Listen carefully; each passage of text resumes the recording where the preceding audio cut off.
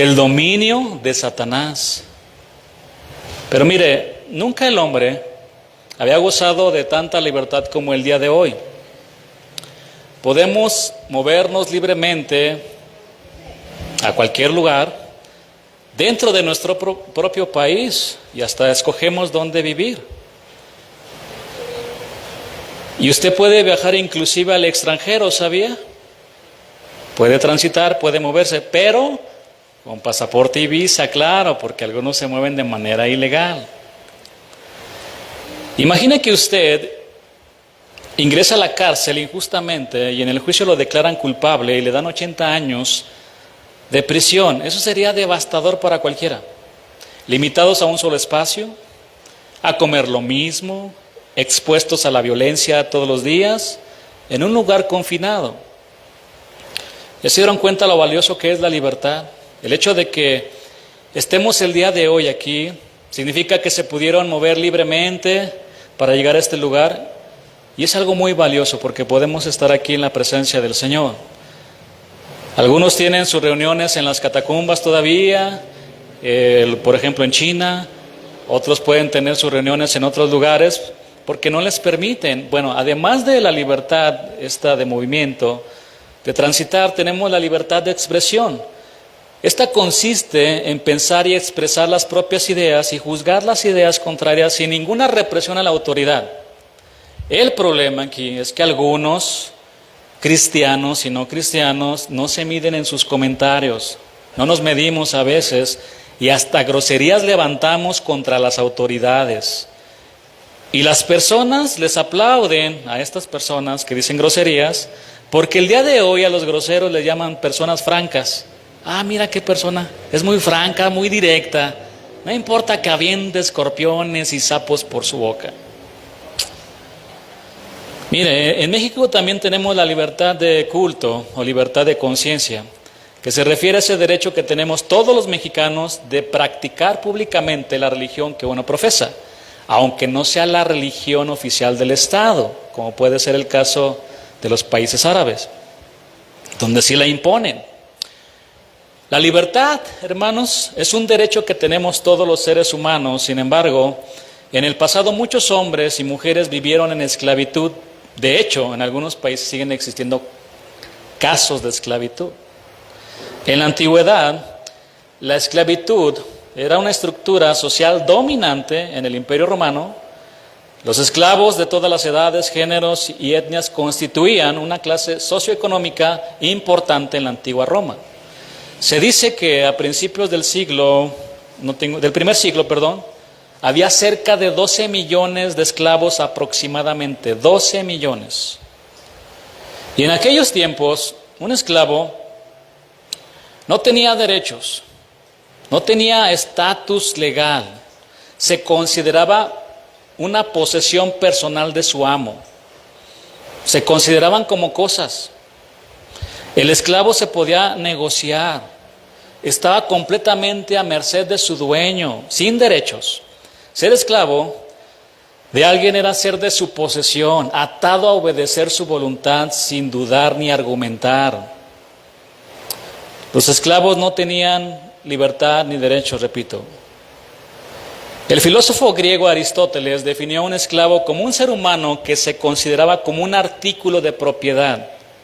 Así algunos hombres, me imagino que en la actualidad tienen a sus mujeres, ¿no?, como artículos de propiedad. Bueno, pues ahí está la esclavitud. Todavía algunos por ahí tienen la fachada de musulmán, ¿no?, y con el corazón también de musulmán, y tratan a sus mujeres como los musulmanes, como artículos de propiedad.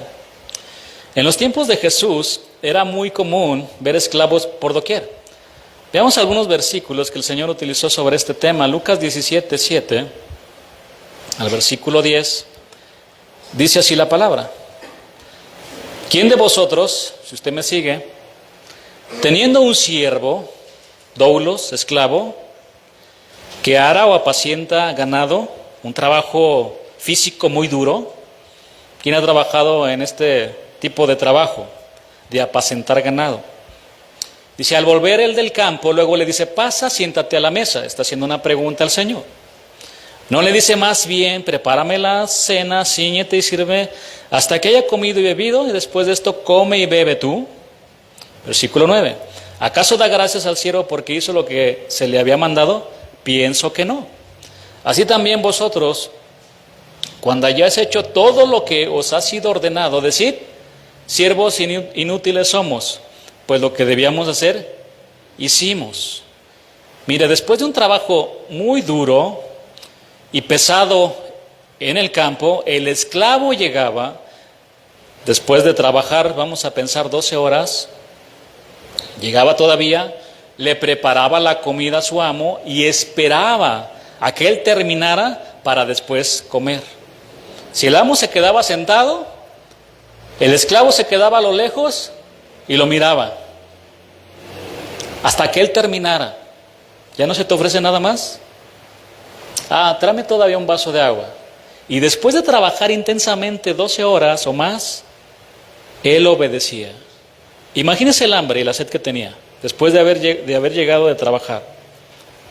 ¿Cómo llegamos, varones? Después de trabajar 12 horas en nuestro trabajo, ¿llegamos muy contentos?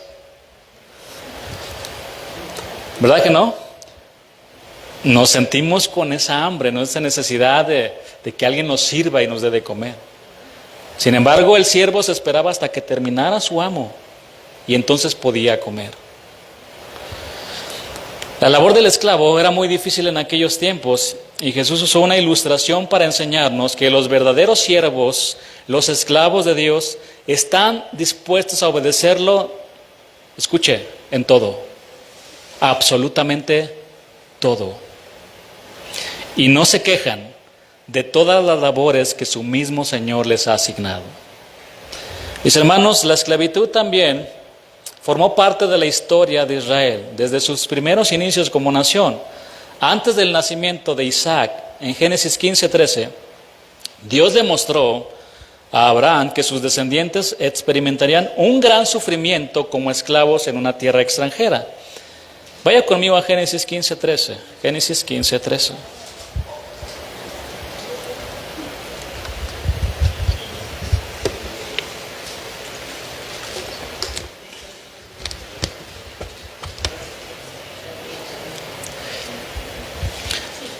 Entonces Jehová dijo a Abraham, ten por cierto que tu descendencia morará en tierra ajena y será, ¿lo están leyendo conmigo? Esclava y será oprimida. La palabra en el original se refiere a un trato duro, violento, muy penoso, los afligían, los menospreciaban, los hacían sufrir. Es lo que significa en el original. ¿Cuánto tiempo? ¿Una semana? 400 años. 400 años. Los hijos, los nietos se levantaban, le preguntaban al abuelo, ¿cómo has vivido? Como esclavo. Morían en esclavitud, hermanos. Era una situación muy difícil la que estaban enfrentando. Se levantaba el nieto y moría también. En esta situación muy penosa, donde los trataban muy mal. Familias enteras vivían toda su vida en esclavitud hasta que morían. 400 años. Vaya conmigo a Éxodo 1:8, porque esto que estamos viendo aquí, pues se cumplió y lo vamos a ver a la luz de la palabra, lo vamos a poder ver. Entre tanto, se levantó sobre Egipto un nuevo rey que no conocía a José, porque el anterior sí lo conocía y lo había puesto como gobernador. Halló gracia, interpretó los sueños. El Señor usó la vida de José para que una nación no muriera en tiempos de hambre y lo pusieron como gobernador de Egipto. Pero aquí se levantó un rey, un faraón, que no conocía a José. Si no ha leído la historia de José el soñador, se la recomiendo porque es magnífica. De hecho, José fue vendido por sus hermanos como esclavo, por 20 monedas de plata. Nuestro amigo José el soñador pasó por varias pruebas de fuego. Sus hermanos lo aborrecían. ¿Por qué aborrecían a José? ¿Porque le tenían envidia? Sí, puede ser. Pero la escritura es clara al decir que José iba y les decía, oye, mis hermanos se están portando mal. Eran como algunas personas muy comunicativos, ¿no? Y le decían, se está portando mal. Y si le agregamos a que él tuvo sueños y miraba que sus hermanos se postraban y sus papás se postraban delante de él, ya les ardía el corazón. Vamos a deshacernos de él. Y lo querían asesinar. ¿Lo lanzaron a dónde? A un pozo, una cisterna. Lo querían matar, pero no había agua. Sobrevivió. Después, ¿qué hicieron con él? Lo vendieron como un esclavo. Ya existía la esclavitud. Y eso pasó entre hermanos. Entre hermanos. Después fue llevado a Egipto para pasar una dura prueba en el área sexual. La esposa de Potifar quiso abusar de él. Esta misma mujer lo acusó y lo metieron a la cárcel. Finalmente sale de la cárcel porque interpreta los sueños del faraón y lo pone como gobernador de Egipto. Sin embargo, José muere y ahora aparece en escena un nuevo rey egipcio que no conocía a José, y al ver que los israelitas crecían en gran número, dice la escritura que tuvo temor y pidió que los oprimieran, como dicen los siguientes versículos. Acompáñenme, Éxodo 1:9 en adelante. He aquí, el pueblo de los hijos de Israel es mayor y más fuerte que nosotros. Ahora pues, seamos sabios para con él, para que no se multiplique y acontezca que viniendo guerra, él también se una a nuestros enemigos y pelee contra nosotros y se vaya de la tierra. Entonces pusieron sobre ellos comisarios de tributos, es decir, capataces despiadados,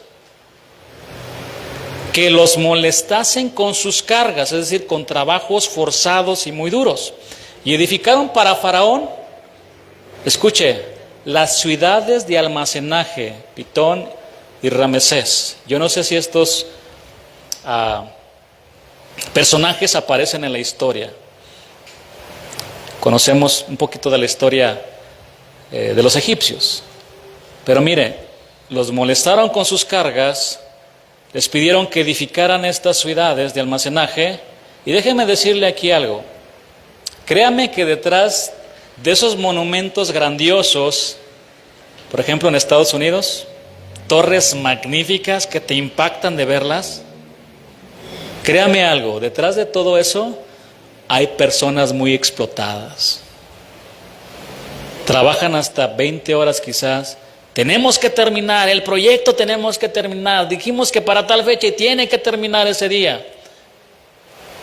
Pero es que no me alcanza, haz lo que tengas que hacer, no acepto un no. Dime cómo sí se puede. Parezco como empresario, ¿verdad?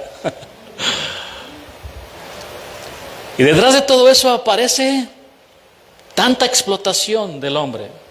Si usted se dio cuenta de la construcción de los estadios de Qatar para el Mundial, muchas noticias salieron de esas, muchas. Usted se puede sorprender en Dubái de tantas cosas, pero en lugares, pobreza y gente que vive muy mal. Así estaba la situación. Versículo 12, pero cuanto más los oprimían, tanto más se multiplicaban y crecían, al grado de que llegaron a ser 600,000 hombres los que pasaron en seco por el mar, sin contar niños. Lo que significa que si usted le suma a los niños, eran más de 1,000,000 de personas.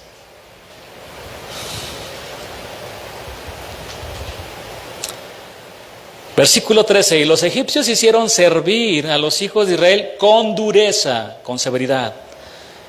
Versículo 14, mire cómo vivían. Amargaron su vida. Amargaron su vida con dura servidumbre y en hacer barro y ladrillo y en toda labor del campo y en todo su servicio al cual los obligaban con rigor. Aquí les quiero adelantar que nosotros, a la luz de la palabra, podemos tomar la analogía de que Egipto es el mundo, ese sistema donde reside el pecado, y tiene a la gente esclavizada. Y el faraón representa ¿a quién? Al diablo. Así los tiene, esclavizados, amargando su vida. En hacer barro y ladrillo, en toda labor del campo, trabajos muy duros, donde requieres mucho esfuerzo físico. ¿Quién, por ejemplo, ha trabajado de albañil en construcción? ¿Quién ha ido a un colado? ¿Quién ha estado en un colado? ¿Sí saben a lo que me refiero, un trabajo duro? ¿Cuántos, no sé, bultos de cemento, de arena, de grava, esfuerzo físico, y todavía agarras el bote y ahorita ya no puedo, antes podía? Y todavía en escaleras y subir al tercer piso. Son trabajos muy duros, como estos que estamos viendo aquí. Mire, hermanos, ciertamente los seres humanos hoy gozan de libertad, de esta libertad que les mencioné al inicio.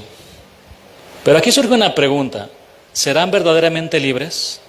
La realidad es que muchos hombres y mujeres siguen siendo esclavos del pecado y del diablo. Lamentablemente, las personas que no conocen al Señor practican el pecado, viven en el pecado, están esclavizadas a una vida de pecado. Por ejemplo, tenemos al borrachito que dice: no puedo dejar de tomar. Sigue siendo esclavo de eso. También hay cristianos que dicen: no puedo dejar esto o aquello, y llevan años practicando pecados ocultos, pecados que toleran, pecados que respetan. Somos muy respetuosos con ciertos pecados. Muchos y muchas sueltan ahí la lengua, que es como un fuego, incendia casas por todos lados. No toleremos el pecado en nuestra vida, mi hermano, cualquier tipo de pecado. Yo no mato, pastor, pero ¿a cuántos ha asesinado en su corazón, mi hermano? El mejor ejemplo de esto que le estoy mencionando, de aquellos cristianos que siguen esclavizados por ciertos pecados, lo podemos encontrar en la iglesia de Corinto. Ellos se jactaban de tener muchos dones, hablaban en lenguas y pues yo tengo el don de milagros, yo tengo el don de sanidades y yo esto, y hasta se ponían a competir: yo tengo más dones que tú. Pero se toleraban pecados, como el pecado de fornicación, de idolatría. Algunos se emborrachaban en la cena del Señor. ¿Cuántos ya son verdaderamente libres para servir a Cristo? Esa es la pregunta.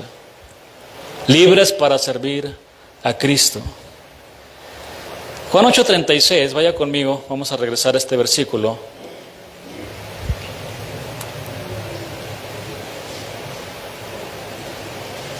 Para ver el contexto. Todo el capítulo 8, aquí de Juan, del Evangelio de Juan, se refiere a la esclavitud del pecado. Estos versículos que vamos a leer hablan de la mujer adúltera. Era una mujer esclavizada al pecado del adulterio. Más adelante el Señor confronta a unos judíos que habían creído en Él, tenían la fe de los demonios, los confrontó con su pecado de incredulidad. Ese es el contexto de esto que estamos viendo, que vamos a ver en este pasaje. Juan 8:1 dice, si usted me acompaña ahí, se lo voy a agradecer. Y dice la palabra de esta manera: y Jesús se fue al monte de los olivos y por la mañana volvió al templo. Y todo el pueblo vino a él y sentado él les enseñaba. Es decir, mis hermanos, Jesús tenía la buena costumbre de asistir a las sinagogas, de asistir al templo. Era un buen congregante nuestro Señor Jesús. Era fiel. Tenía esa buena costumbre y ahí, tomando la posición de un rabino, es decir, sentado, les enseñaba la palabra. ¿Se puede imaginar la hermosura de escuchar las palabras puras que salían de la boca del Señor Jesús en vivo y en directo? ¡Wow! ¡Wow! ¿Qué Spurgeon? ¿Qué Francisco Torres? El maestro de maestros. Estar a los pies del Señor Jesús y escuchando sus enseñanzas puras sin ningún error. Nosotros nos equivocamos al enseñar. Jesús no se equivocaba en nada. Por eso, mi hermano, ponga 100% su mirada en el Señor. 100%. No en el hombre. No levante al hombre, levante a Jesús. Dele la gloria al Señor siempre. Qué bueno que el Señor use a sus siervos, pero hasta ahí, hasta ahí. Sentado les enseñaba la palabra de una manera extraordinaria, exquisita, perfecta, precisa, que confrontaba los corazones. El Señor les abría las Escrituras y ardía el corazón de muchos cuando el Señor les hablaba, como esos 2 discípulos que se encontraron con Él en el camino a Emaús. ¿No ardía nuestro corazón cuando Él abría las Escrituras? Por supuesto. Versículo 3. Entonces los escribas y los fariseos le trajeron una mujer sorprendida en adulterio y poniéndola en medio le dijeron: Maestro, esta mujer ha sido sorprendida en el acto mismo de adulterio. Note conmigo aquí algo. Fueron los escribas y los fariseos, hombres conocedores y apegados fuertemente a la ley, quienes condenaban a esta mujer. De hecho, algunos estudiosos dicen que este capítulo 8, que está en la Biblia, no debería de estar incluido, ni tampoco otro capítulo de Marcos. ¿Saben por qué? Por sus enseñanzas acerca de la mujer y acerca de los dones que ya cesaron. Bueno, pues respetamos, ¿verdad? Si ellos no creen, yo sí creo y aquí lo encuentro en la Biblia. Aquí está la historia.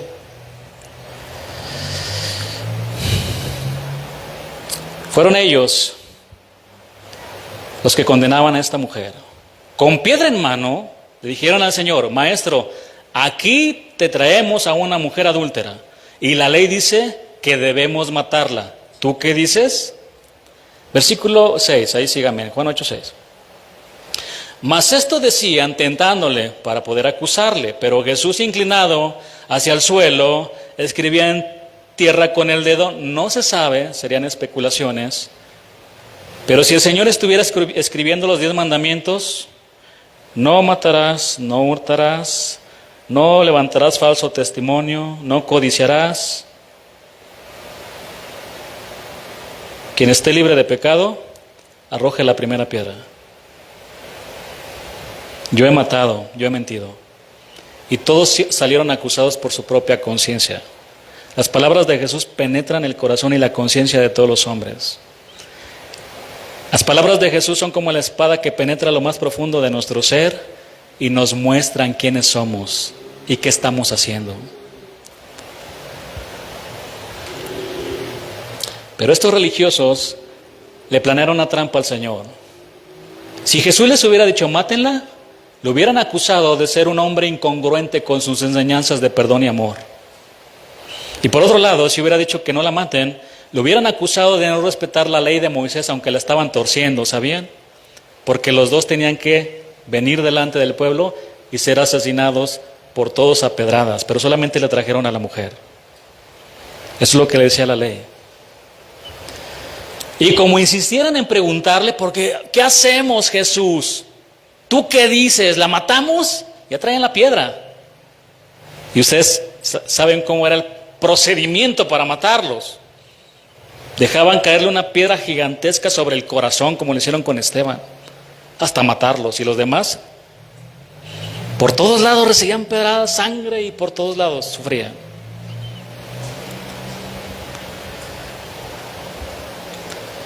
E insistían. Preguntarle, se enderezó y les dijo: el que de vosotros esté sin pecado, sea el primero en arrojar la piedra contra ella.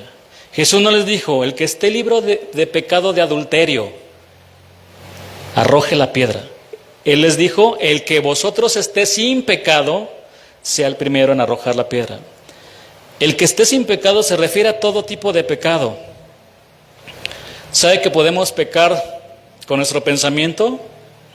también con nuestras acciones, con nuestros dichos. Se refiere a todo eso. En otras palabras, el Señor les estaba diciendo lo que más adelante Pablo escribió: no hay justo ni aún uno, por cuanto todos pecaron. ¿Cuántos? Todos están destituidos de la gloria de Dios. ¿También el Papa? Claro que sí. Normalmente nosotros vamos a confesarnos delante de un hombre, lo hacíamos. ¿Y él se confesaba con quién? También peca, ¿no? ¿Y el Papa no se debe de confesar con nadie entonces? Pues claro que sí, todos somos pecadores. No hay justo ni aún uno. Estas palabras de Jesús, el que esté libre de pecado, penetraron la conciencia de los líderes religiosos y de aquellos que los acompañaban. Versículo 8: e inclinándose de nuevo hacia el suelo, siguió escribiendo en tierra: no matarás, no mentirás. Estoy poniendo el ejemplo. Pero ellos, al oír esto, acusados por su conciencia, salían uno a uno, comenzando desde los más viejos hasta los postreros, hasta los más jóvenes. Y quedó solo Jesús y la mujer que estaba en medio. Enderezándose Jesús y no viendo a nadie, es decir, todos fueron acusados por su propia conciencia, sino a la mujer le dijo: mujer, ¿dónde están los que te acusaban? ¿Ninguno te condenó? Ella dijo: ninguno, Señor. Entonces Jesús le dijo: ni yo te condeno, vete y no peques más.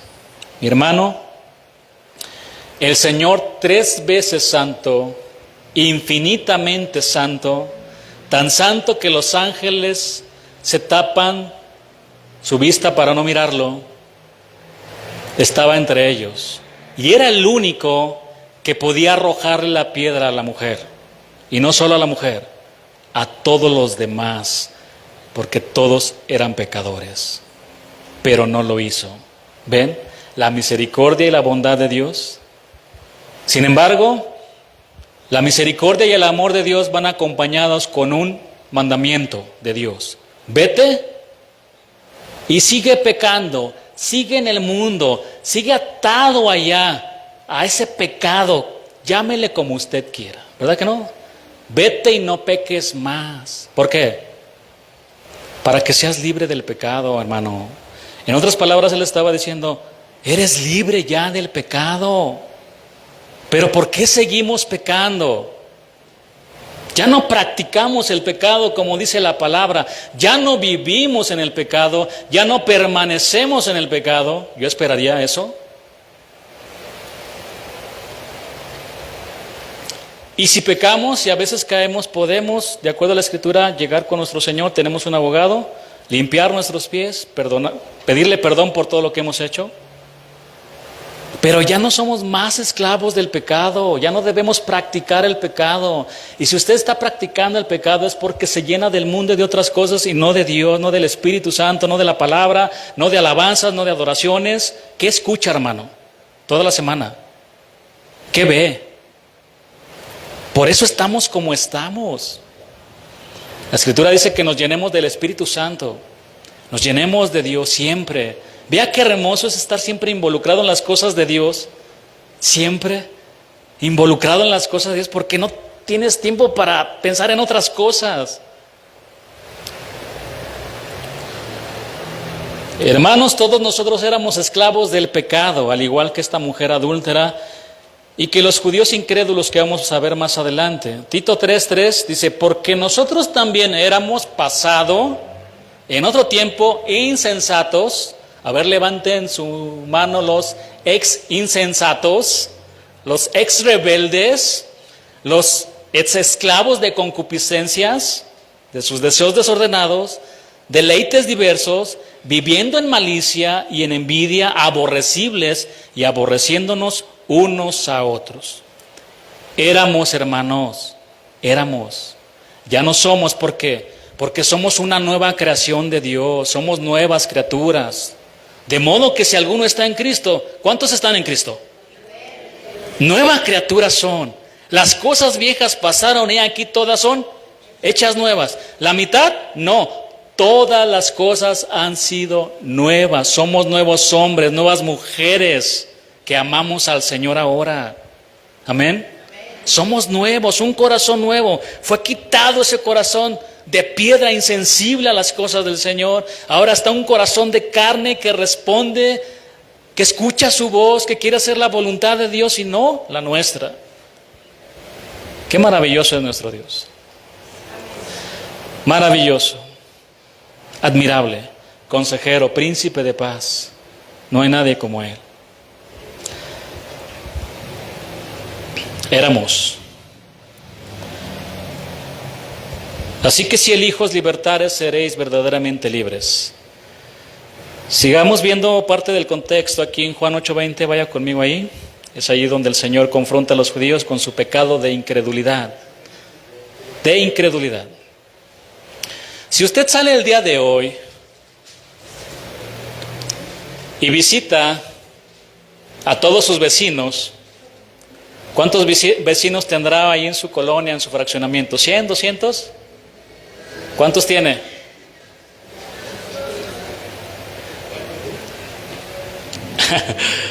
O los que viven a su alrededor, en su colonia, son varios, ¿no? Deben de ser varios ya.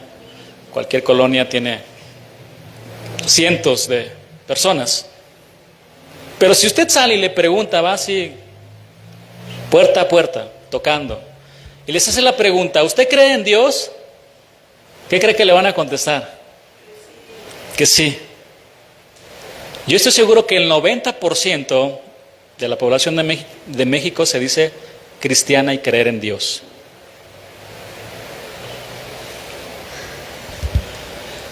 Con el corazón se cree para justicia, ¿verdad? Así es. Pero con nuestros labios se confiesa que Jesús es el Señor. Y si el Señor es el Rey de Reyes y Señor de Señores, esa confesión y esa oración debe de estar alineada en que Él es el Rey y yo obedezco todo lo que Él me diga. ¿Cómo viven? ¿Como Dios lo dice? Qué incongruencia, ¿no?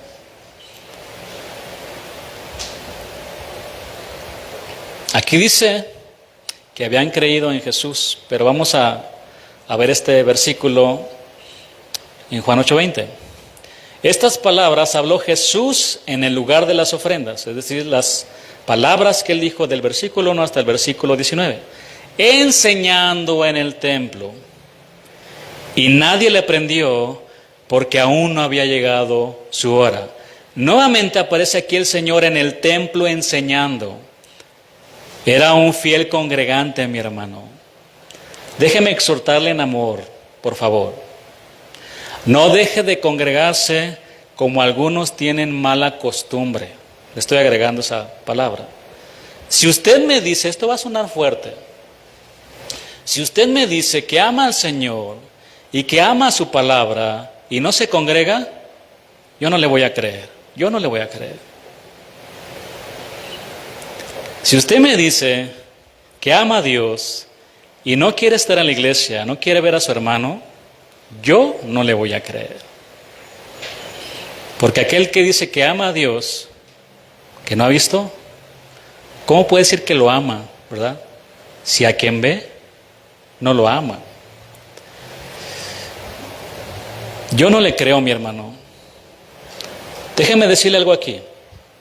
Porque alguien que estudia la Biblia con el corazón, se enamora de ella. Y a través de su meditación encontramos muchos motivos para amarla, obedecerla y para amar más al Señor de la Biblia. Amén. No deje de congregarse, porque se me hace que algunos siguen esclavos de otras cosas y ponen en primer lugar otras cosas antes que al Señor. Antes que al Señor. Él debe de ser el primer lugar en nuestra vida en todo. Él debe de ser nuestra prioridad. Él debe de ser lo que más amamos en esta vida, su palabra, estar en las reuniones, en nuestros devocionales, en la casa hablando de Dios, escuchando enseñanzas y llenándonos siempre de Dios. Pero siga conmigo en el pasaje, Juan 8:21. Dice la palabra, otra vez les dijo Jesús, yo me voy y me buscaréis, pero en vuestro pecado moriréis. Esta frase se va a repetir 3 veces en estos versículos. A donde voy, vosotros no podéis venir. Si nosotros morimos en nuestros pecados, no podemos ir con Jesús. Que quede claro. Toda persona que muere en sus pecados no va con el Señor. No podéis venir. Y les dijo, vosotros sois de abajo, yo soy de arriba. Vosotros sois de este mundo, yo no soy de este mundo. Por eso os dije que moriréis en vuestros pecados. Separación de Dios es lo que significa morir. Porque si no creéis, les estaba diciendo el Señor Jesús a esos religiosos, a esos judíos, que yo soy, en vuestros pecados moriréis. Los judíos esperaban un Mesías que los liberara del yugo de esclavitud romano, pero Jesús quería liberarlos de la esclavitud del pecado. No lo entendían. Así que si el Hijo os libertare, seréis verdaderamente libres. El Señor Jesús dirigió estas palabras a un grupo de judíos que habían creído en Él. Pero esta fe de los judíos no era una fe genuina en Él. Vaya conmigo a la palabra, otra vez sobre este pasaje, Juan 8:31. Dijo entonces Jesús a los judíos que habían creído en Él: si vosotros permaneciereis, si vosotros habitan, permanecen, hacen morada, ¿en dónde? En mi palabra, dice el versículo. La palabra de Cristo mora en abundancia en vuestro corazón, mi hermano. En abundancia. No solamente unas gotitas, no solamente cada domingo, en abundancia. Seréis verdaderamente mis discípulos. Solo aquellos que aman la palabra de Dios, que viven la palabra de Dios, que escudriñan la palabra de Dios, que se deleitan en la palabra de Dios. Y cada vez que los salmistas citaban, yo me deleito, la palabra es mi delicia, abre mis ojos y miraré las maravillas de tu ley, se refería a los primeros 5 libros de la Biblia. Ellos no tenían toda la Biblia. ¡Wow! Me deleito en el libro de Levítico, Éxodo, Génesis. Qué hermosa es tu palabra, es más dulce que la miel. ¿Se deleita, mi hermano? En el Señor. La perseverancia en obedecer las Escrituras es el fruto, la evidencia de la fe verdadera. La palabra permanecer aquí también significa persistir de continuo en las palabras de Jesús, de continuo, hasta que muera. Hasta que muera. Hasta el último latido de nuestro corazón. Perseverar. Perseverar. Qué bonito. Porque un día estaremos con Él, una eternidad. Un verdadero discípulo se aferra a las enseñanzas de Jesús, las obedece y las pone en práctica. ¿De qué nos sirve llenarnos de tanto conocimiento y teología? ¿De qué nos sirve? Nuestra mejor teología, mi hermano, déjeme decirle algo. Nuestra mejor teología que podemos presentarle al mundo, a nuestra familia y a todos los que no conocen al Señor, ¿sabe cuál es? Nuestra vida cambiada. Una vida cambiada. Una vida transformada. Una vida que piensa como Jesús, que sigue los caminos de Jesús, que ama, que perdona, que sigue adelante. Eso es una verdadera teología.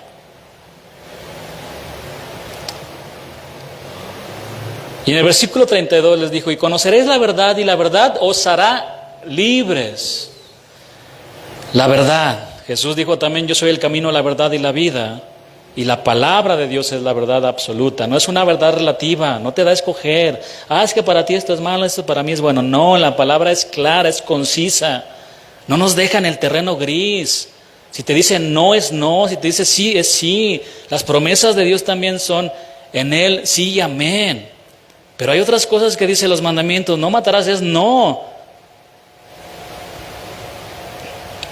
Es una verdad absoluta y perfecta. La suma de tu palabra es verdad. Es decir, todo lo que está escrito en la Biblia es verdad. Palabra de Dios. Cada tilde que encontramos ahí, desde el primer versículo de Génesis hasta el último de Apocalipsis, toda es la palabra de Dios. Es absoluta y perfecta. Y además la palabra del Señor tiene el poder para convertir el alma, dijo el salmista. La ley de Jehová es perfecta que convierte el alma para convertir al peor de los pecadores. La palabra de Dios es perfecta y conocer la verdad de Dios nos ha hecho verdaderamente libres.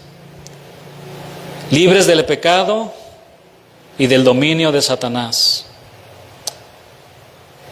Yo recuerdo a manera personal, ya pasaron muchos años, pero abriendo la Biblia conocí la verdad. Abriendo la Biblia. Y en un momento de angustia y de confusión, yo abrí la Biblia, una Biblia católica, y ahí el Señor me habló con la verdad, diciéndome, Juan 14:6, yo soy el camino, la verdad y la vida, y nadie viene al Padre sino por mí. Penetró mi corazón, mi vida. Palabras de Jesús, así como están, nadie me las expuso. Jesús directamente habló a mi corazón, se reveló a mi corazón y trajo vida. Y rompió las cadenas del pecado y también vino a deshacer las obras del diablo, dice la palabra. Rompió las cadenas y somos libres por eso, hermanos. Somos libres ahora del pecado y del dominio de Satanás. El Señor les dijo a estos judíos, ustedes necesitan creer en mí y conocer la verdad para que sean verdaderamente libres. Juan 8:33 dice, le respondieron, linaje de Abraham somos y jamás hemos sido esclavos de nadie. ¿Cómo dices tú, seréis libres? Jesús, tú estás muy mal de la cabeza. ¿Acaso nos ves en una cárcel? Ellos creían que Jesús estaba refiriendo a una libertad del yugo de los romanos, porque eran esclavos de los romanos.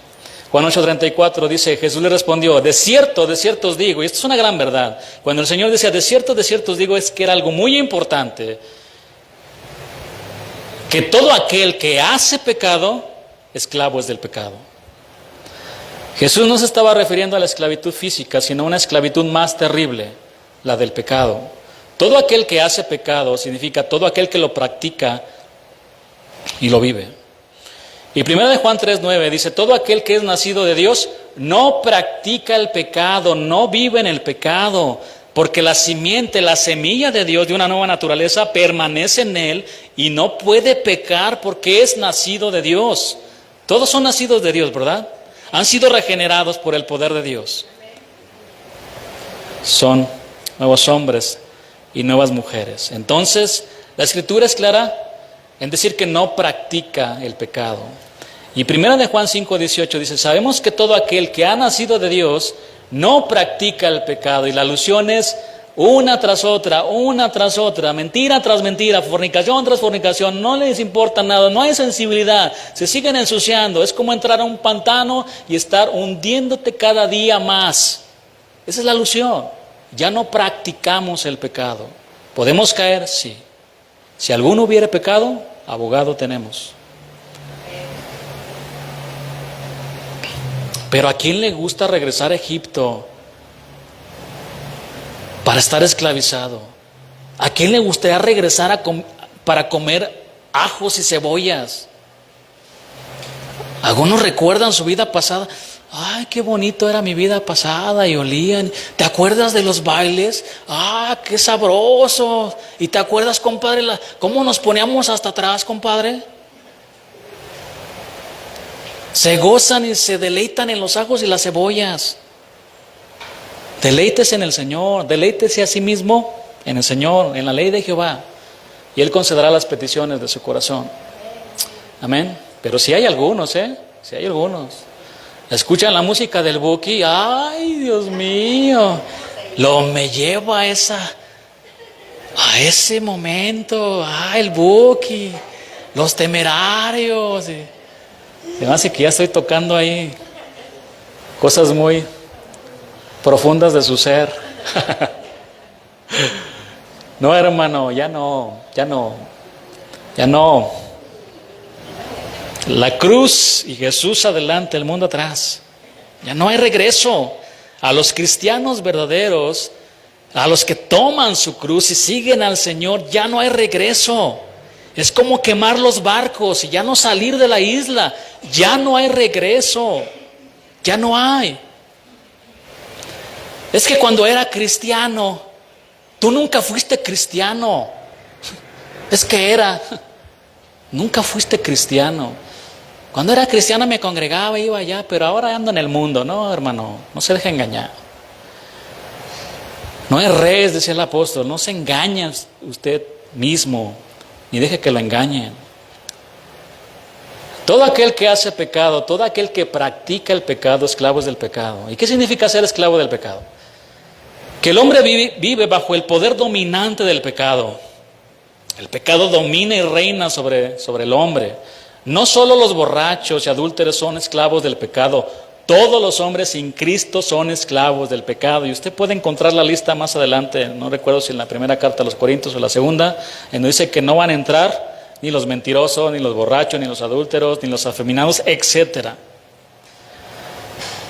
Y todas las cosas implícitas también. Primera de Juan 3:8.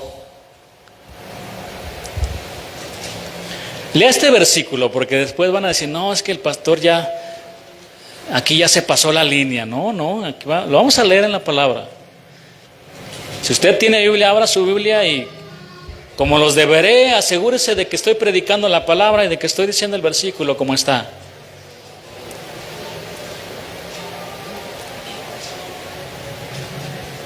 El que practica el pecado,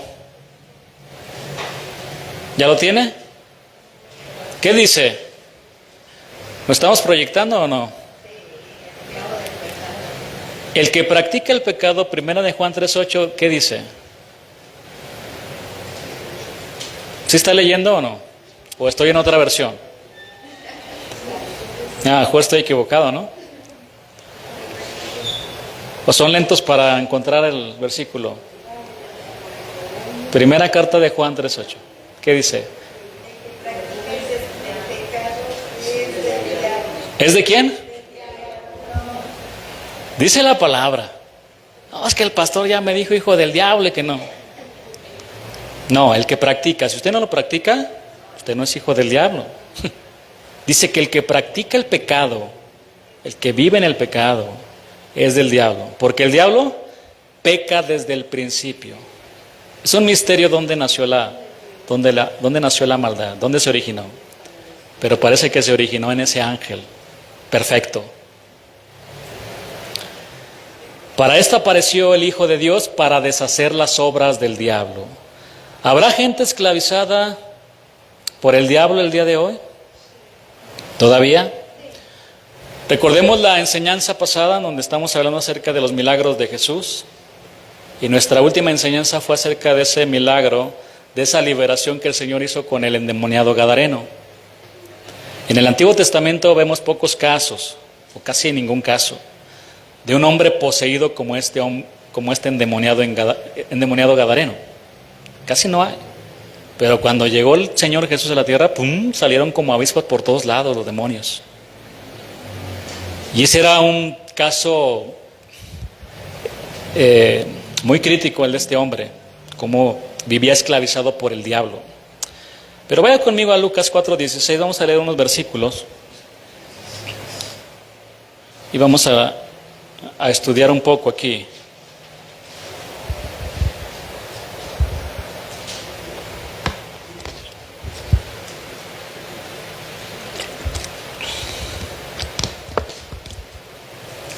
Vino a Nazaret donde se había criado, ¿quién? Nuestro Señor Jesús. Y en el día de reposo, un sábado, entró en la sinagoga. Ya ven cómo el Señor era un fiel congregante. Entró en la sinagoga. ¿Conforme a qué? O sea, tenía una buena costumbre ir al templo, a la casa del Señor. Y se levantó a leer. Y se le dio el libro del profeta Isaías. Habiendo abierto el libro, halló el lugar donde estaba escrito: el Espíritu del Señor está sobre mí, por cuanto me ha ungido para dar buenas nuevas a los pobres, me ha enviado a sanar a los quebrantados de corazón, a pregonar libertad a ¿quién? A los cautivos, y vista a los ciegos, a poner en libertad a ¿quién? A los oprimidos. ¿Recuerda cómo vivía el pueblo de Dios en Egipto? Oprimidos. A predicar el año agradable del Señor. Y enrollando el libro, lo dio al ministro y se sentó, y los ojos de todos en la sinagoga estaban fijos en él. Y comenzó a decirles: hoy se ha cumplido esta escritura delante de vosotros.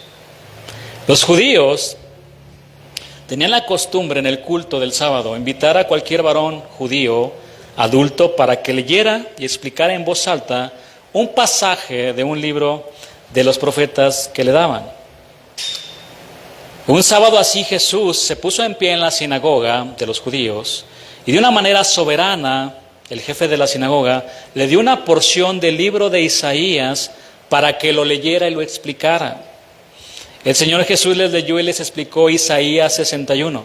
Y en esa reunión dice el libro de Lucas, más adelante aquí, pero en el versículo 33, 4:33, dice que un hombre literalmente estaba poseído por Satanás. Exclamó a gran voz. Este hombre era un esclavo del diablo, para que me entienda mejor. Vamos a leer estos versículos, Lucas 4:33 al versículo 36. Estaba en la sinagoga un hombre que tenía un espíritu de demonio inmundo, el cual exclamó a gran voz, diciendo: déjanos, ¿qué tienes con nosotros, Jesús Nazareno? ¿Has venido para destruirnos? Yo te conozco quién eres, el Santo de Dios. Miren, los demonios conocen más a Dios que algunos que dicen conocerlo. Y Jesús les reprendió, diciendo: cállate y sal de él. Entonces el demonio, derribándole en medio de ellos, salió de él y no le hizo daño alguno. Y eso de derribarlo eran movimientos violentos de ese hombre que estaba ahí.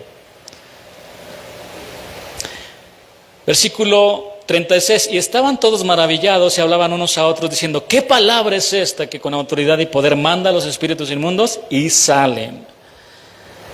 Este hombre que aparece endemoniado, seguramente cada sábado en la sinagoga se sentaba. También era un fiel congregante. Esto nos da a entender que no todos los que se reúnen en una iglesia cristiana son cristianos. Puede pasar usted 20 o 30 años y no haber nacido de nuevo. Y ahí estaba ese hombre, cada sábado se congregaba. Llegaban los judíos y abrían una porción de la Biblia y le decían: el Señor dice así, te quiere hacer rico. Y él gritaba: amén. Y de repente salía otro judío y decía: fíjense que el día de hoy vamos a hacer guerra espiritual. Amén, yo voy contigo. Hasta que se presentó el Señor Jesús y con autoridad y con poder predicó la palabra y se manifestaron los demonios. Ahí salió lo que él era y lo que traía ese hombre.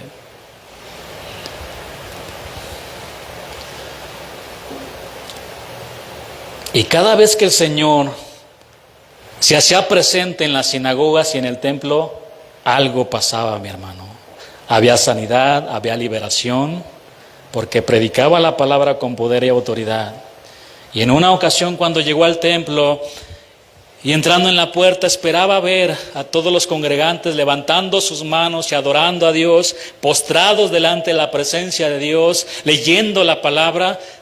Se encontró con la sorpresa de que estaban vendiendo, de que estaban haciendo muchas cosas malas. Por eso se enojó. Se enojó el Señor y volcó las mesas. Quítense de aquí. Esta es casa de oración. Este es un lugar sagrado. Aquí se adora, aquí se respeta a Dios, aquí se escucha la palabra del Señor. ¿Qué han hecho? ¿Qué han hecho con la casa de mi Padre? El celo de tu casa me consume, Dios. Un celo santo, por cierto. ¿Qué han hecho? Yo amo la casa. En los negocios de mi Padre me es necesario estar. Dijo a los 12 años. Yo siempre quiero estar con mi Dios. ¿Qué han hecho con la casa de Dios? ¿Qué han hecho algunos pastores que meten tantas cosas a la iglesia? ¿Qué han hecho? Cada vez que él se aparecía en el templo sucedía algo. Y bueno, salía la oposición, salían los religiosos. ¿Y por qué lo sanaste en el día de reposo, Jesús? No te es lícito. Decía: por favor, esta mujer está encorvada desde hace 18 años. La tenía atada el diablo. La tenía atada el diablo. Hipócritas. Ustedes en el día de reposo sacan a su burrito, lo salvan, le dan de comer. ¿Cómo no podía Yo liberar a esta mujer que estaba atada por el diablo. Qué insensibles son. No, si el Señor Jesús andaba con todo, ¿verdad? Ese es nuestro Señor Jesús. Y amaba también a los líderes religiosos. Pero tenían un corazón tan duro, que por eso se dirigió muy fuerte hacia ellos. Hipócritas, ay de ustedes, ay de ustedes, ay de ustedes y ay de ustedes.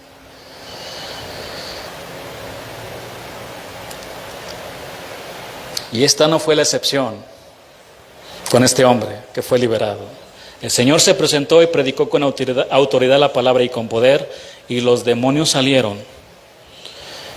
Hermanos, ciertamente Satanás, como lo hemos visto, y sus demonios tienen poder, pero es limitado. Nuestro Dios es todopoderoso. Y si no me cree, pregúntele al mismo diablo cuando se rebeló. Es para abajo.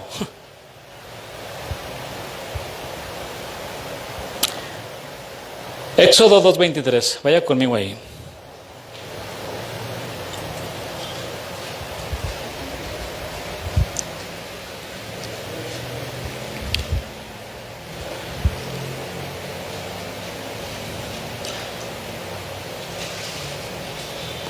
Aconteció que después de muchos días murió el rey de Egipto. Comenzamos cuando se levantó un rey, este mismo rey que no conocía a José. Esclavizaron al pueblo. Después de muchos días murió. Y los hijos de Israel gemían. Así hay mucha gente clamando afuera, que es esclava de sus pecados y del diablo. Gemían a causa de la servidumbre y clamaron. Y subió a Dios el clamor de ellos con motivo de su servidumbre. El Señor escuchó el clamor de su pueblo y levantó a un libertador. Su nombre, Moisés. ¿Y saben quién le puso el nombre de Moisés o Moshe, sacado de las aguas? A ver, un carro para aquel que me conteste. Un Hot Wheel, no piensen que... La hija del faraón. La hija del faraón. Le puso Moshe. Y esta mujer lo educó, lo formó como un buen egipcio. De hecho, él estaba a punto de llegar al trono, de ser del más grande, pero él renunció a todo eso, también dice la palabra. El Señor levantó un libertador. Y Moisés es un tipo personal de Cristo como libertador. Para que tomen nota los que están tomando nota, porque hay muchas cosas que podemos aprender. Pero los tipos personales trata de aquellas personas en el Antiguo Testamento que presentan carácter típico como figura representativa de Cristo. Déjeme confirmarlo con lo siguiente. Moisés nació en Israel y en esos tiempos Israel estaba gobernado por un rey opresor.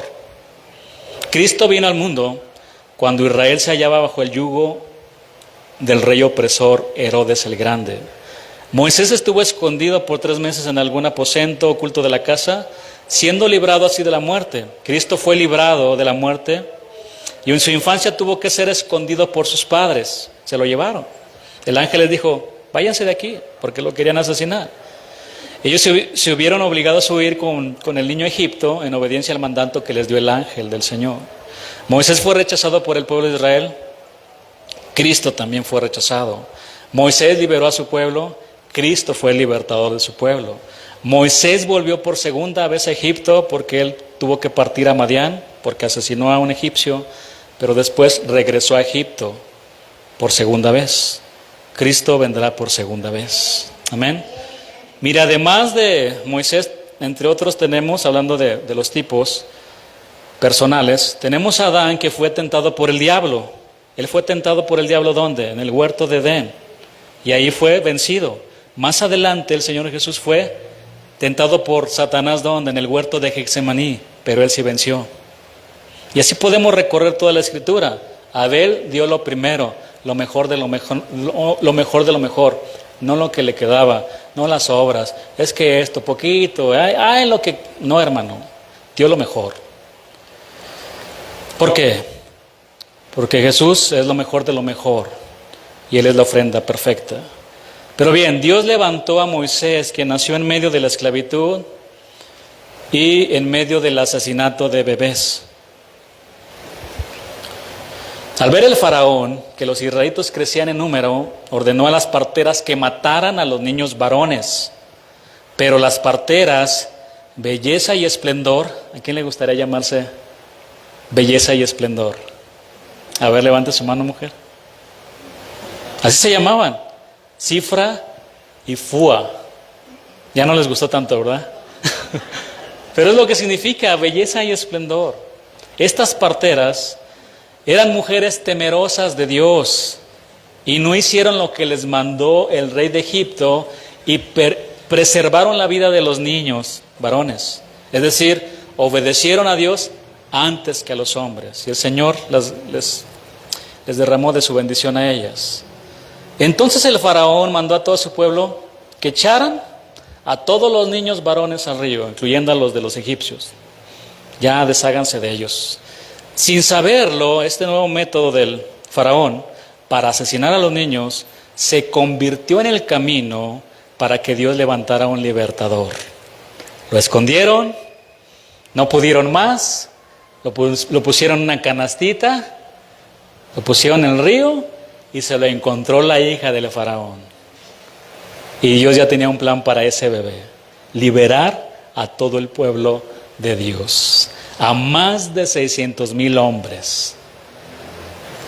Qué hermoso es nuestro Dios, qué perfecto, qué sabio. Así que el pequeño Moshe fue escondido por 3 meses y después fue lanzado al río. Ahí la hija del faraón lo recogió y le puso por nombre Moisés, diciendo: porque de las aguas lo saqué. Moisés aprendió prácticamente todo de los egipcios. Ya grande, dice la palabra, que vio cómo trataban a uno de sus hermanos hebreos con las tareas y les estaban pegando ahí con todo. Entonces dice la escritura que él lo defendió, mató al egipcio y lo escondió en la arena. Moisés tuvo que ir a Madián porque el faraón se dio cuenta del asesinato. Ahí en Madián defendió a unas doncellas y ahí conoció a la que iba a ser su esposa, Séfora, quien le dio un hijo llamado Gersón. Después de pasar por este proceso, Dios lo llamó desde una zarza ardiente para liberar a su pueblo y le dijo: Moisés, Moisés. Estaba llamando a su siervo, pero Moisés era un hombre trabajador. Dice que lo llamó cuando estaba apacentando las ovejas de su suegro, Jetro, si no me equivoco. Entonces, Dios llama a los que trabajan, hermanos, a los trabajadores. La palabra dice que se le apareció el ángel de Jehová en una llama de fuego en medio de una zarza. Aquí vemos a Cristo como el Mesías preencarnado, bajo la figura del ángel de Jehová, de quien se dice en Miqueas 5:2, y sus salidas o apariciones son desde los días de la eternidad. Esto ya lo hemos explicado. El Señor le dijo: he escuchado el clamor de mi pueblo y veo cómo los oprimen. Ve por ellos y libéralos de la esclavitud de Egipto, entiéndase mundo, y libéralos del faraón, entiéndase diablo. Moisés regresó a Egipto para decirle al pueblo que Dios había visto su aflicción. En la escritura dice que en cuanto recibieron la noticia de Moisés, el pueblo creyó y adoraron a Dios. Dios por fin, finalmente escuchó mi clamor. Mi clamor. Muchos hebreos traían las marcas de los látigos, de los capataces en las espaldas. Pero aún así algunos se querían regresar a Egipto. Los marcaban, era muy duro. Pero al fin, Dios escuchó nuestro clamor. Yo creo con lágrimas cuando recibieron la noticia.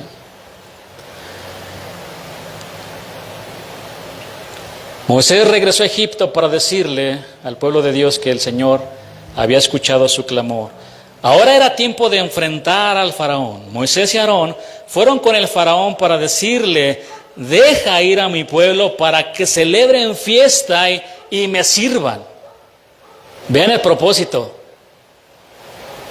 de que el Señor nos quiere liberar, de romper las cadenas de esclavitud. ¿Para qué es? Para adorarlo y servirlo. No hay otro propósito más noble que ese, mi hermano. No hay otro propósito más grande que ese. Es un honor para nosotros. Es un honor para nosotros adorarlo y servirlo.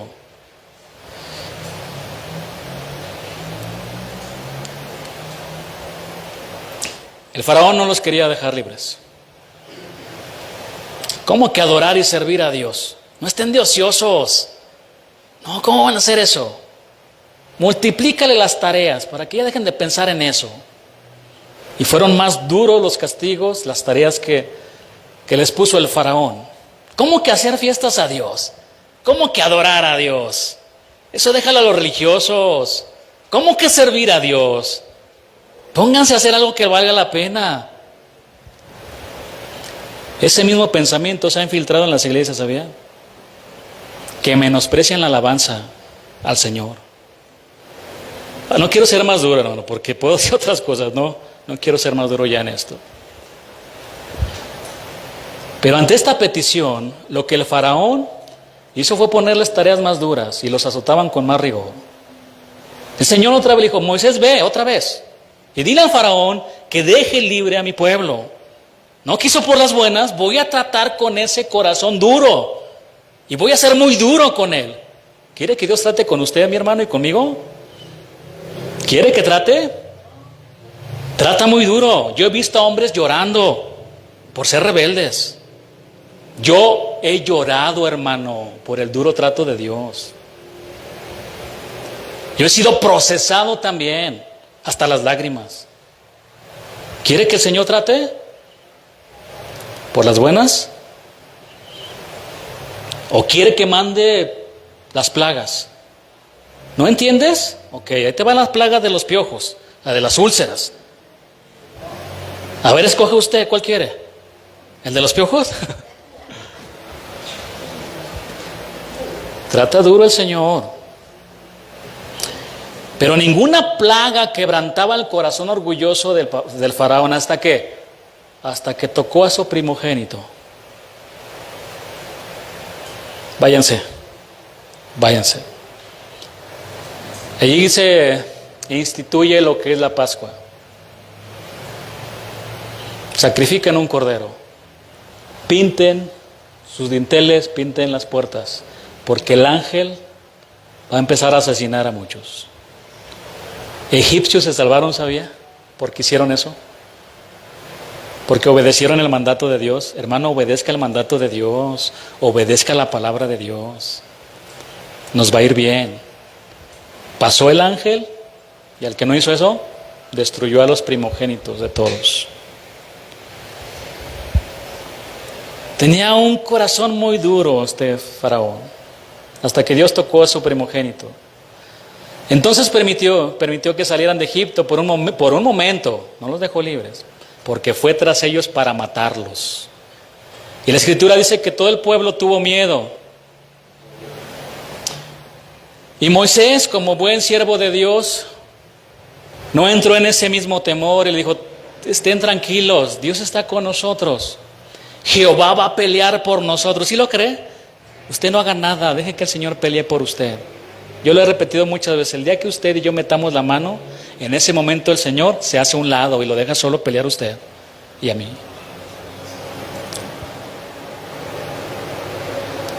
No teman, estén tranquilos. La Escritura dice que Moisés clamó a Dios, se puso a clamar. Esta escena es fuerte en este sentido, ¿no? Porque Moisés está clamando, Señor, ayuda, deja de clamar, diles que marchen, que crean en mis promesas, que crean en mi poder. Deja de clamar, Moisés, es tiempo de actuar, ponte las pilas, para que me entiendan mejor. Ponte las pilas, Moisés, ya basta. Diles que marchen, alza tu vara y sabrán los egipcios que yo soy Jehová y me glorificaré. Y todos allá alabando al Señor, quizás no. Extiende tu mano sobre el mar y divídelo. Las aguas se pusieron como dos grandes muros para que pasaran 600,000 hombres, sin contar los niños, que habían sufrido una terrible esclavitud. Por fin eran libres.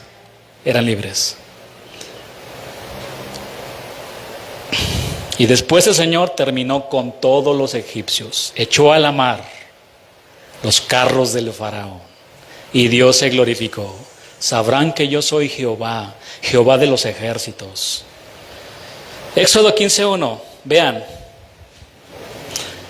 Ante esto, algo maravilloso. ¿Y quién no puede estar agradecido delante de Dios después de que el Señor lo ha liberado de la esclavitud del pecado y del diablo? ¿Quién no?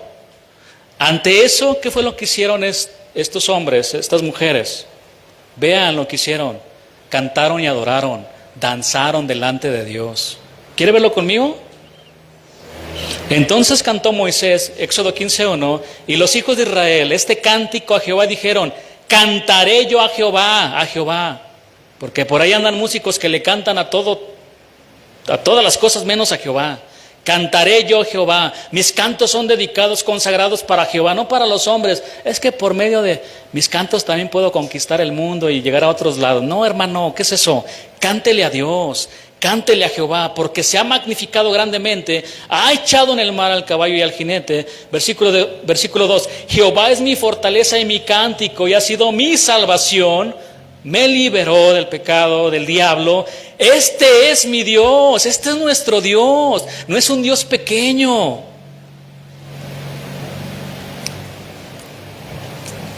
El problema de muchos cristianos el día de hoy es que viven como viven y están como están porque tienen en un concepto a Dios que no es.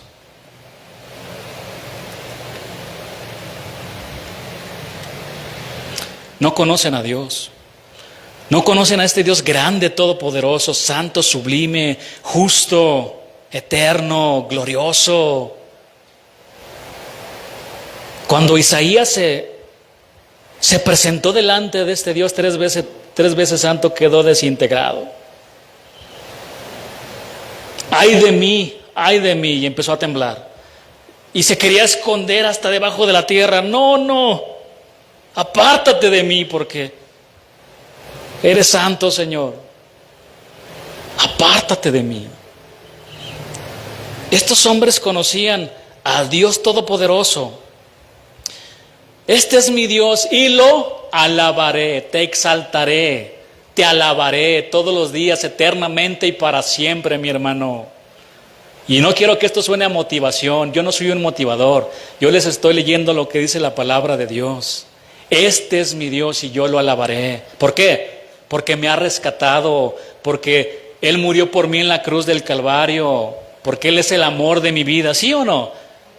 Este es nuestro Dios. Dios de mi Padre y lo enalteceré. Versículo 11. ¿Quién como tú, oh Jehová, entre los dioses? ¿Quién como tú, magnífico en santidad, terrible en maravillosas hazañas, hacedor de prodigios? Versículo 18. Jehová reinará eternamente y para siempre. Versículo 19. Porque Faraón entró cabalgando con sus carros y su gente de a caballo en el mar, muy poderoso según ellos. Y Jehová hizo volver las aguas del mar sobre ellos, mas los hijos de Israel pasaron en seco por en medio del mar. Versículo 20. Y María la profetisa, por si alguien dudaba de si las mujeres profetizan, hermana de Aarón, tomó un pandero, no se pudo contener en su mano y le habló a todas las mujeres: vengan conmigo, mujeres, vamos a danzar y alabar al Señor. Vengan conmigo. Eran mujeres que amaban al Señor.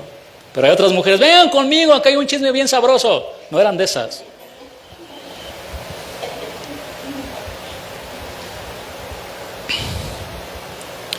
Y todas las mujeres salieron en pos de ella con panderos y danzas. Vean la fiesta que le hicieron al Señor. Deja ir a mi pueblo, porque quiero que me hagan fiesta, quiero que me adoren y que me sirvan. Ya lo estamos viendo aquí. Y María le respondía: cantad a Jehová, porque en extremo se ha engrandecido, ha echado en el mar al caballo y al jinete. Qué poderoso es nuestro Señor. Él nos libró del dominio del pecado y de Satanás, y ahora somos esclavos, pero de Cristo.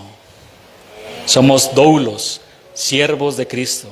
Sabiendo esto, que nuestro viejo hombre fue crucificado juntamente con Él, para que el cuerpo del pecado sea destruido, a fin de que no sirvamos más al pecado. Estad pues firmes en la libertad con que Cristo nos hizo libres, absolutamente libres, y no estéis otra vez sujetos al yugo de esclavitud. Como libres, pero no como los que tienen la libertad, porque muchos hacen de la gracia de Dios una desgracia. Y ahí tienen ahí pues todo, la gracia cubre todos los pecados y la multitud, y vamos a darle, ¿verdad? Con todo el pecado. Al cabo, mañana el Señor me perdona, el domingo me pongo a cuentas, levanto mis manos y le pido perdón. No, hermano, no es para eso. ¿Quién le dijo? Como libres, pero no como los que tienen la libertad como pretexto para hacer lo malo, sino como siervos de Dios. Éramos esclavos del pecado, pero nuestro Señor compró con su sangre a miles de esclavos, y nosotros estamos incluidos.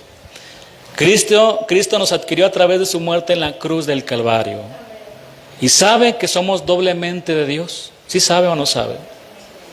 Porque Él nos creó, Él nos hizo y no nosotros a nosotros mismos. Él es nuestro creador, Él nos dio vida, Él nos trajo a esta existencia, estamos aquí por Él. Y además de eso, Él pagó en la cruz del Calvario por cada uno de nosotros. Eso significa que somos doblemente de Él, que ya no nos pertenecemos, que somos esclavos, que ya no tenemos derechos, que si Él dice ve, nosotros vamos, que si Él dice para, nosotros paramos. Ya no hacemos nuestra voluntad, sino la voluntad de Dios. Eso es lo que significa, hermano. Dele un aplauso a Dios.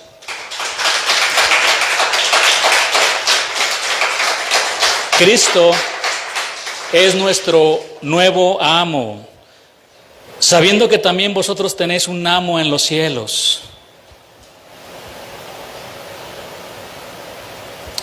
Mis hermanos, bendito el día cuando el Señor nos encontró y nos liberó. Todos estábamos como ese hombre endemoniado, esclavizados, pero el Señor llegó, pasó por ahí. Por uno fue el Señor y nos hizo libres. Estábamos en una prisión de oscuridad. Los grilletes del pecado nos tenían esclavizados. Éramos esclavos del pecado y de Satanás, pero llegó uno más fuerte, uno más poderoso, y deshizo las obras del diablo, y ahora somos verdaderamente libres. ¿Para qué? ¿Para hacer lo que nosotros queremos? No, para servir al Señor, para servir a Jesús. El pecado ya no reina en nosotros, ya no servimos al pecado. Ahora Cristo, reina sobre nosotros y somos siervos de Cristo. El Señor Jesús nos hizo libres de la esclavitud del pecado y de Satanás. Y no solo eso, nos libró de la condenación del infierno. Somos verdaderamente libres para servir a nuestro Señor. Pero esta libertad no es para servir al pecado ni a Satanás. Esa libertad es para servir a aquel que nos ama mucho, eternamente. Todo lo puedo en Cristo que me fortalece, dijo el apóstol Pablo. Cuando Él entregó su vida ya no fue la misma. Se dedicó completamente a la obra de Dios, se entregó enteramente a Dios. Ya no le importaba más las cosas del mundo. Él amó a Jesús porque Jesús lo amó primero. Y este hombre tenía un conflicto, eran como dos fuerzas que lo atraían. No sé qué hacer, pero las dos cosas eran buenas, sumamente buenas. Una era estar en la presencia del Señor, que es muchísimo mejor, él dijo, pero era un conflicto muy fuerte en su corazón. Es mejor, es muchísimo mejor estar en la presencia de Dios. Pero el otro conflicto bueno que tenía era quedarse aquí para servir a los hermanos, para servir a Jesús. Pero por causa de ustedes, dijo, me es necesario quedarme con ustedes. Deseo servirlos.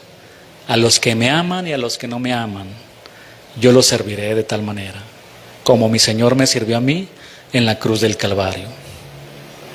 Libres para servir a Cristo. Vamos a darle gracias al Señor.